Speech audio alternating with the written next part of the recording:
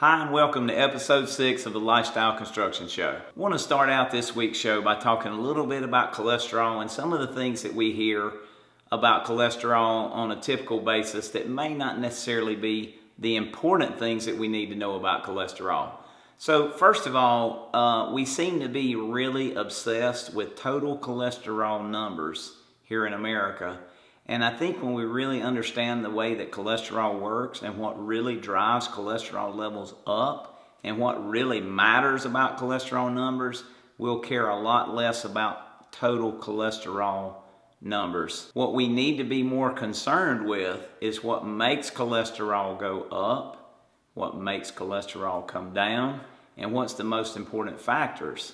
So let's talk about a few of those right now. What really drives cholesterol levels up typically is actually sugar and processed foods. When people follow the Lifestyle Construction program, we often see that even though they're eating more fat and more cholesterol, that their total cholesterol numbers actually decrease. And the most important thing that we typically see is that their HDL cholesterol, or high density lipoprotein, actually increases and their particle sizes increase, which is the most important thing. So particle number and particle size. We want low particle numbers and we want big particle sizes, because big particles float right through the arteries very easily. Think of a big fluffy cloud that would just bounce through, or a balloon that would just bounce off the side of the arteries and keep moving.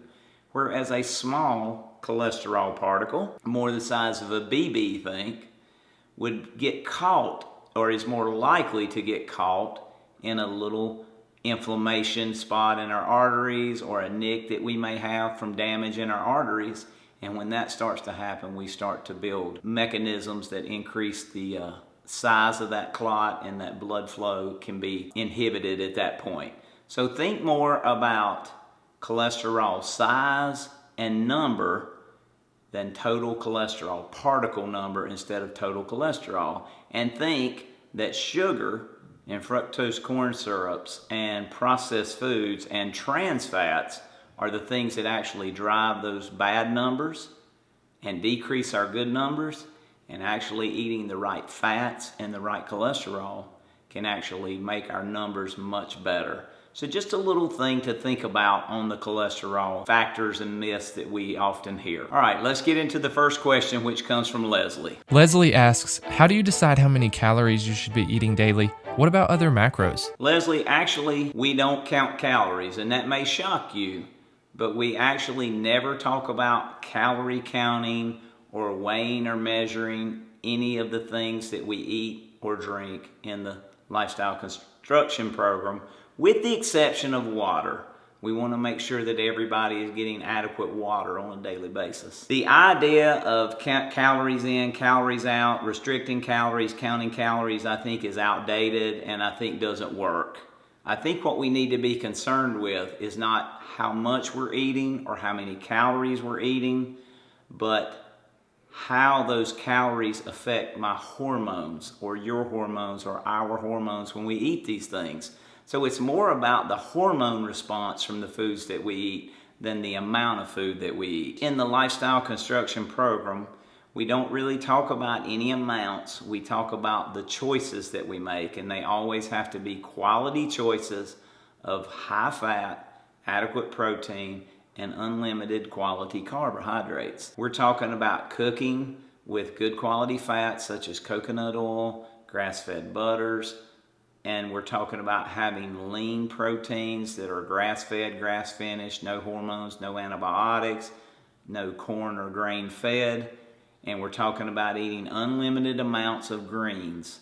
So when we think about, last week we talked about broccoli, and we talked about the benefits of cruciferous vegetables, and we think of leaf lettuces, and we think of all those great things that are full of nutrition and fiber and the things that will fill us up. And you make them taste great by using the right fats, like the butters and the coconut oils. And we can certainly season them with fresh seasonings and fresh herbs. And we actually teach people to use Celtic sea salt or Himalayan sea salt. because it's full of trace minerals. So those are the things that we talk about on that. Don't worry about the amount you eat, worry about the quality of what you eat and how it affects your hormones. And specifically, how it affects your insulin levels. That's what we need to concentrate on, and we can talk further about this in later episodes. As for counting the other macros, again, we really don't get specific. We give ideas, again, like higher fat, adequate protein, and quality carbohydrates that are unlimited. So when we think about that typical meal, we would first think of eating fat first, protein second, and then green veggies or colored veggies third. People obviously that may have specific goals or needs, we can make adjustments to that, but we are typically eating a tablespoon or so of fat at a meal that can be cooked in their foods. Maybe 4 to 6 ounces of a good lean grass-fed protein, such as grass-fed, grass-finished beef, or a hormone antibiotic free, no grain-fed chicken. And then we would again have unlimited broccoli, zucchini, cabbage, whatever. We want Brussels sprouts with that. So I want you to think about that and not worry about counting calories. I know the mantra has been there for so long, and we're programmed to believe that that's the way to lose weight, but we actually have amazing results. I told you about like Bent's last week. He's lost 40 pounds or so in about 8 weeks, and he's not counting anything. He actually said he's eating more than he's ever eaten. So thanks for the question. The second question for this week's episode actually comes from the guy behind the camera. And I ask, what are your best tips for eating healthy and living a healthy lifestyle when traveling? Cody and I will actually be traveling here in a couple weeks, and it can be very challenging when you're traveling to follow the principles of the Lifestyle Construction Program. However, in our preparation class, we talk about always being prepared and always having certain things with you. So they're like a little emergency food kit, if you want to call it that. So you can have things like some high quality snacks in there, like the high fat protein bars that we have. Nuts can certainly be a good snack, but remember, we never want to do the peanuts because they are actually not a nut but a legume. So we can have things like that. We can have certainly water with us if we're traveling in a vehicle. If we're flying, we obviously can't do that, but when we're in a vehicle, we can certainly make sure that we have those things with us.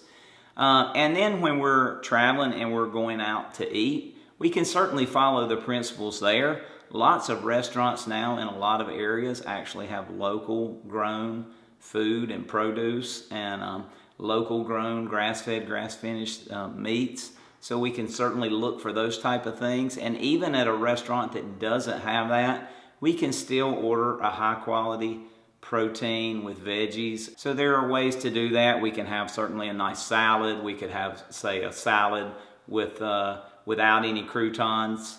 We could ask them not to bring the bread to the table or the chips and those kind of things.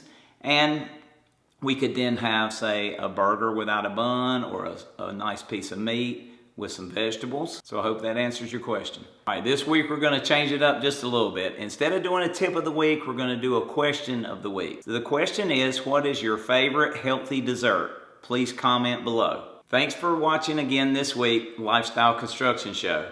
As always, please subscribe to our YouTube channel. Please like us on Facebook, and please share this with your friends who would benefit from hearing this life-changing information. Thanks.